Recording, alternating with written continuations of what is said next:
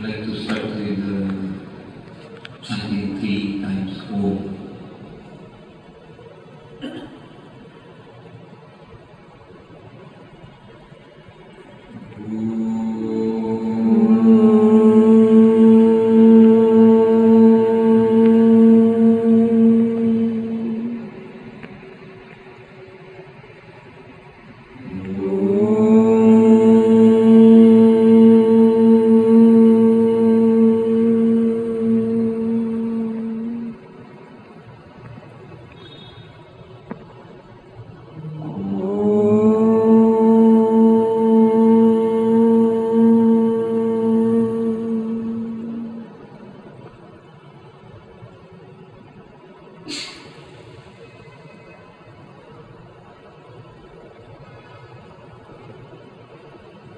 My name is Riccardo. I am graduated in Rome University, Faculty of Physical Education, specialized in Eastern and Western disciplines, psychophysical disciplines. And my graduating thesis was prepared Forest Academy in Rishikesh in Aurobindo Ashram in 1981. And some of the masters of yoga in that ashram,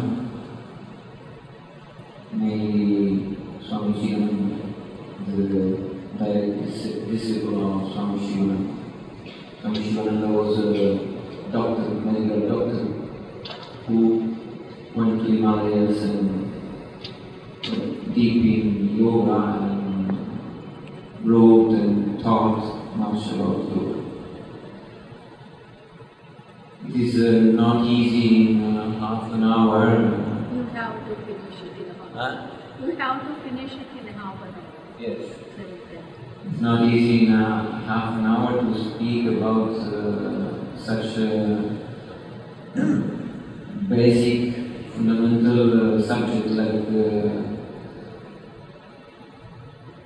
nourishing, feeding our Panchamaya Kosha, our 5 sheets, our body, mind and subtle body through energy. I will give one after other one. Sorry for my English, I hope it will be clear. But I will give one after the other one many informations so that you can afterwards go deeper and find out yourself through internet or books or library about this subject. I am here a few more days also in the ashram, and we are training with the teachers in Mirambika. So for any question I am here. And after the lecture also I will be outside. It is said in the 9th chapter of Bhagavad Gita, if one offers me with love and devotion a leaf, a flower, fruit or water, I will accept it. It is essential for the development of a human being as a yogi. It is essential to understand that not all which is on this planet, which is growing or living on this planet, is meant to be put in our body. We are what we eat, and we are like a mobile. We need to be recharged regularly. And we are like a computer. We risk to put inside us a virus, any kind of virus, different kind of viruses, billions of viruses, which in scientific fields, which are dealing with nutrition, are called cooked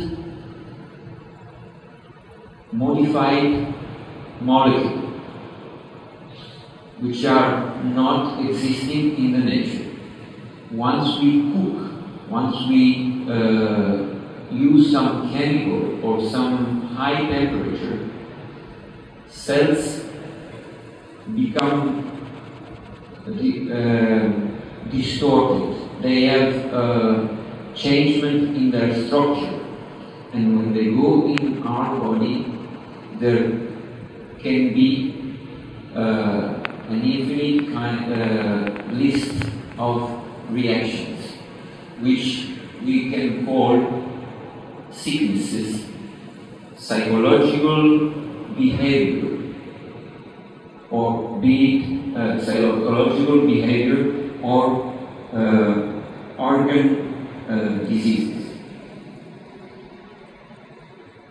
The importance of eating with love and devotion, leaf, flower, fruit or water, is essential for the health of the human being.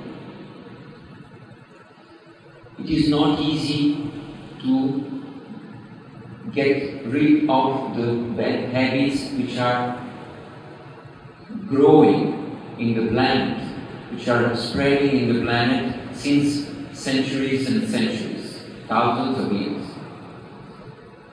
But yogis know and teach us and are witness of the importance, fundamental importance of prana, of raw leaf, raw fruit, raw flowers, and pure water. It is not the same thing if we put in our body a liter of water or a liter of alcohol, whiskey, or a liter of chocolate, or a liter of coffee, or a liter of wine, or a liter of fruit juice. Reaction inside the body at the level of the central nervous system, brain and all the nerves, at the level of the endocrine system, production of hormones, and at the level of behavior, at the level of the functioning of the digestive system and reproductive system. The reactions are different according to what we put in the body. In the first chapter of the Bible, in the Genesis, the first chapter of the first book of the Bible, the Genesis, it is said, "Then God said, I give you every seed-bearing plant on the face of the whole earth, and every tree that has fruit with seed in it. They will be your food." So, in different parts of the history of the Holy Scriptures, and nowadays, more and more in the scientific fields, we understand that there are many mistakes from which we have to get rid if we want to stop suffering, creating sicknesses, and keep suffering when it is possible to avoid it, through prevention. Prevention is better than cure. Hippocrates, 2000 years back, said, your food be your medicine. So, it is very important to choose the right food and not to process it too much. It is not easy. Sri Aurobindo used to speak about samadhi. This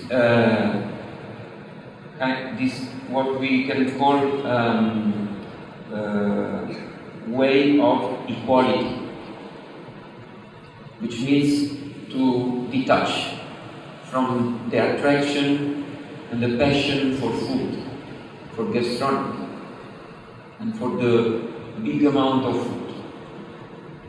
Now, in Aurobindo, which is a wonderful project came out from Mother and Sri Aurobindo, they are going on in that way.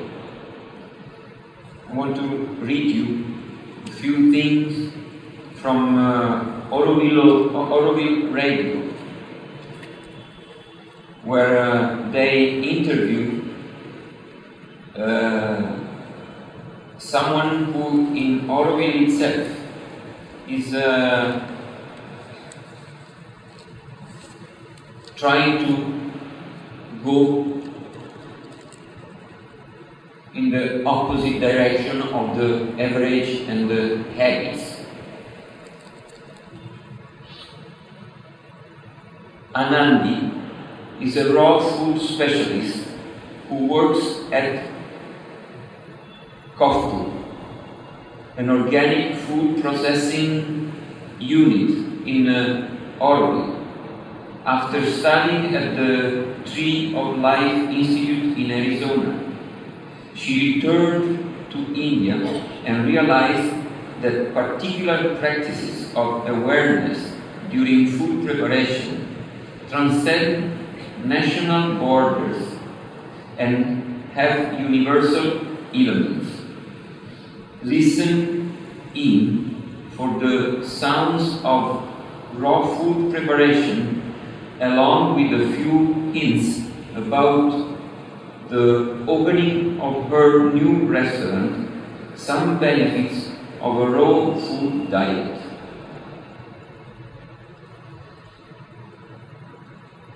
Would you like to save money, eat less, feel better, and help the environment all at once?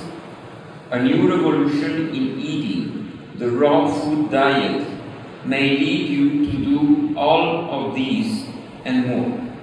This edition of Towards Sustainability will delve into inner as well as outer sustainability. Are you familiar with PRANA, the life force?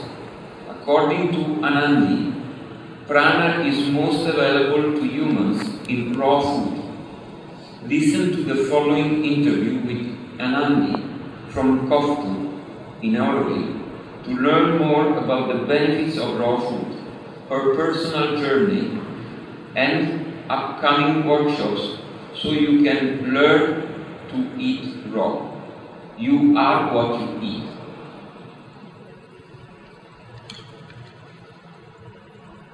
Aurobindo Raw Food Center's Anandi Vaidyanathan broke down the myths about cooked food and elucidated the goodness that raw food offers. Food governs the physical body, which in turn governs our emotional, mental and spiritual body. Therefore, said Anandi, practicing raw food would be of great help. She questioned the health benefits of cooked food as it killed many nutrients. Anandi explained more about raw food and its health benefits, adding that it supports green farming practices. There is an Indian man who, after working as a businessman for all his life, he started to go deeper in the study of yoga and of PRANA. His name is Ira.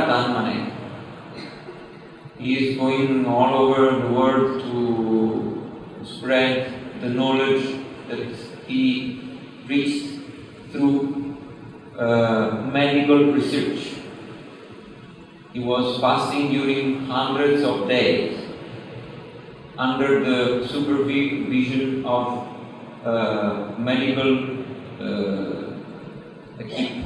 group, and nourishing his body through sun gazing and sun bath. The sun is free of charge. Everybody, no matter what race or religion or age, everybody can recharge and nourish his prana amount of energy free through sun gazing, which means looking at the sun light in some period of the day, which stimulates an endocrinal gland which is inside the skull, pineal gland, which is containing optical cells like eyes. So strangely, this pineal gland is sensitive to light. We know nowadays in medical fields that one of the best cures for people who have depression is phototherapy, which means that people are put under the sunlight, or if this is not possible, using lamps which have the same vibration of light than the sun. This will help them to recover from depression.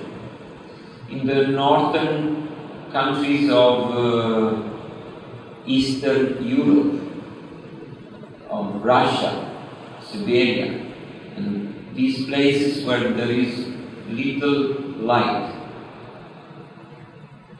they give bath of light during physical education time to the children in the school. They put them in trunks, bare, and they play in a gym. They do gymnastics, bare, under the projection of these lamps, these bulbs that send the same frequency of light than the sun. Otherwise, they would not get enough D vitamin. They would grow rachitic. They would not grow well. They would not produce enough quantity of some fundamental elements for growing up in good health. So, this to remind, to go back to the knowledge which is coming from pranayama science, from yoga science, that diet is fundamental for preventing from diseases and for growing in excellent health. There is a doctor in London who has founded the International Institute for Optimal Nutrition for the Mind. He has been researching about the importance of vitamins, minerals, and different elements which come from nature in the development of a healthy body or in the development of diseases, and how to cure or maintain a body in excellent health through the using of these elements like vitamins or minerals or other elements like enzymes. In the health center here in Aurobindo Ashram Delhi branch, I have found few information about balanced diet. They were on the board. They say balanced diet consists in vegetarian, have at least 5 helpings of vegetables and fruits a day, fat moderation, milk and curd moderation, spices moderation, and some other things which now we know nowadays that we can go farther than what we knew a few years or a few tenths of years back or 1 century back. The experience in Aurobindo show us that we can go ahead and find a new way to live in this planet with the health which is taught, for example, in Bhagavad Gita, 9th chapter, where Krishna says, what is the same food? It doesn't speak about meat, fish, eggs, cheese, milk, or cooking. He says just love, devotion, leaf, fruit, flowers, water. Nothing else. No coffee, no tea, no milk, no cheese, no eggs, no fish, no cooking, no frying. Now, in another paper on the board in a health center is written, poor lifestyle, sedentary, eating too much or too little, eating wrong foods, living to eat, eating for taste, smoking and substance abuse, under stress, illness and short-term pleasures.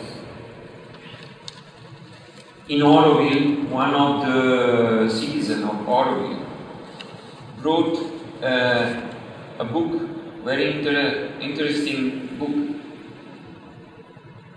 which title is How to Be Rid of Sickness by Yourself, Using Your Body Resources. And at the end, he makes a list of the 13 commandments of health. I just read quickly this. First, good health is the natural state of the body, or the result of a personal effort to restore it if it was lost. Second, no sickness cannot be cured. There are only people not ready to make that effort. Third, you don't catch a sickness. You build its conditions as the consequences of a wrong lifestyle. Fourth, it is not bacteria that starts sickness. It is the body condition that makes it activate. Fifth, artificial suppression of acute sicknesses is responsible for later chronic problems. Sixth, health cannot be bought or given to anybody. It is a state of being that can only be self-acquired. Seventh, it is impossible to get rid of sickness without removing its cause. 8. Believing that a tablet can cure is to condemn yourself to depend on it and to suffer later. 9. Someone never sick is in a worse condition than someone always sick, the way most people eat nowadays. 10. Any improvement in the quality of lifestyle induces acute sicknesses that are cleansing processes. 11. The human body is biologically built to last more than 120 years without becoming handicapped at the end. 12. The farther away you are from natural healthy living, the closer you are to your wheelchair. 13. It is harder to get rid of wrong ideas than it is to get rid of sickness. So this is just a little information to push you to go further in the knowledge of the ancient masters of yoga, who, and nowadays there are some of them. One of them is Prahlad, and others are there that are still using the pranic feeding of the body through pranayama, through living in a healthy place, natural place, and using natural food, as written in Bhagavad Gita or other holy scriptures, for not causing in the body any kind of sickness. That is possible, and it is only a matter of, as Sri Aurobindo said, samatha, being detached and observing what we are used to be able to let it go and change towards a new direction.